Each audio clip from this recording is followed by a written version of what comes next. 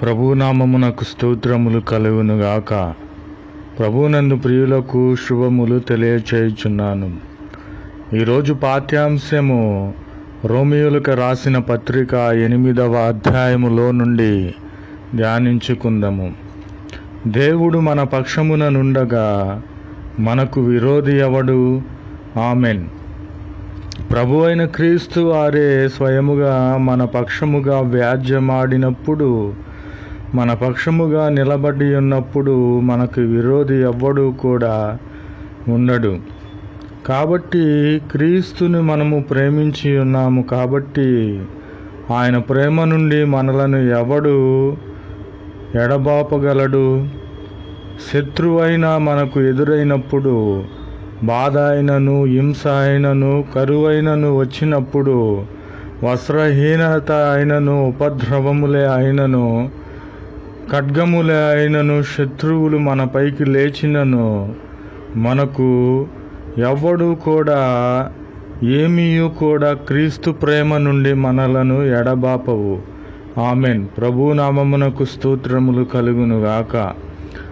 కాబట్టి మరణము అయినను, జీవమైనను, దేవదూతలైనను, ప్రధానులైనను, ఉన్నవి అయినను, రాబోవునవైనను, అధికారులైనను, ఎత్తైనను, లోతైనను, సృష్టింపబడిన ఏదైనను మన ప్రభు అయిన క్రీస్తు యేసునందలి దేవుని ప్రేమ నుండి మనలను ఎడబాపువాడు ఎవ్వడునూ లేడని ప్రభు అయిన క్రీస్తు వారు రూఢిగా చెప్పుచున్నారు. కాబట్టి మనము రూఢిగా నమ్మాలి. మనకు ఉపద్రవము వచ్చినప్పుడు, మనకు శ్రమలు, ఇరుకులు, శత్రువులు, అధికారులు వచ్చినప్పుడు, మన పైకి లేచినప్పుడు, సృష్టింపబడినది ఏదైనా సరే మనలను క్రీస్తు ప్రేమ నుండి ఎడబాపదని మనము రూఢిగా నమ్మాలి. కాబట్టి ప్రభు అయిన క్రీస్తు వారు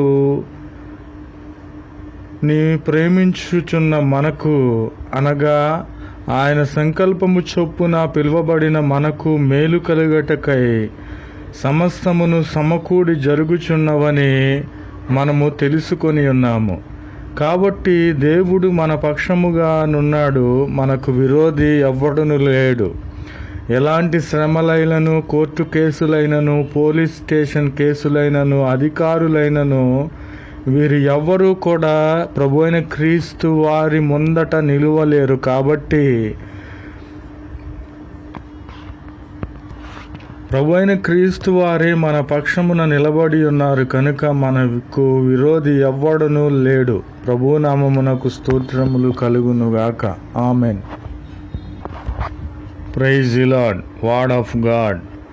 Romans chapter 80. Romans chapter 8.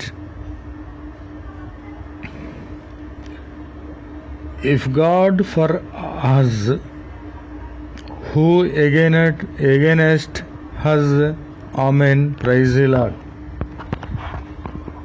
Who shall separate us from the love of Christ? Tribulation or distress or persecution or famine or nakedness or danger or sword? Praise the Lord. For I am persuaded that neither death nor life nor angels nor principalities nor things present nor things to come nor powers nor heights nor depth nor any other creator shall be able to separate us from the love of God which in Christ Jesus our Lord. Praise the Lord. Amen. But we do know that all things work together for good to those who love God, to those who are called according to purpose. Praise the Lord. What shall we then say to these things? If God for us, who against us? Praise the Lord. Amen. जय यीशु मसीह की। आज दिन की प्रभु वचन Romeo की पत्री 8वां अध्याय में है। यदि परमेश्वर हमारी और है तो हमारा विरोधी कौन हो सकता है। यीशु मसीह की जय। कौन हमको मसीह के प्रेम से अलग करेगा? क्या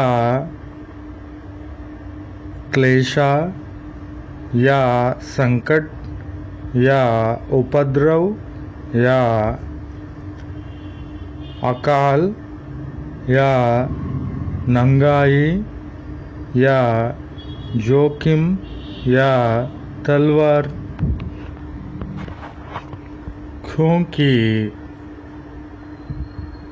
मैं निश्चय जानता हूँ कि ना मुख्य, ना जीवन,